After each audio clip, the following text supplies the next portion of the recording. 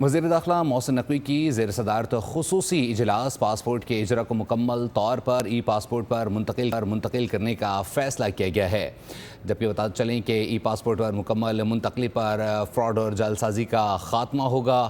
بیرون اور اندرون ملک پاسپورٹ کی ہوم ڈیلیوری کے لیے ابتدائی کام مکمل کر لیا گیا ہے۔ شہریوں کو پاسپورٹ کی ڈیلیوریز پر فراہم کی جائیں گی اور 1 جولائی سے پاسپورٹ دفاتر میں کیش لیس نظام نافذ کیے جانے کا فیصلہ سامنے آیا ہے۔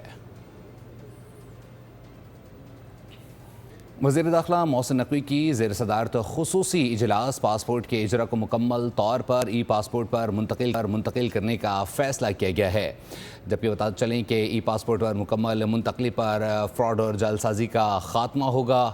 بیرون اور اندرون ملک پاسپورٹ کی ہوم ڈیلیوری کے لیے ابتدائی کام مکمل کر لیا گیا ہے۔ شہریوں کو پاسپورٹ کی ڈیلیوریز پر فراہم کی جائیں گی اور 1 جولائی سے پاسپورٹ دفاتر میں کیش لیس نظام نافذ کیے جانے کا فیصلہ سامنے آیا ہے۔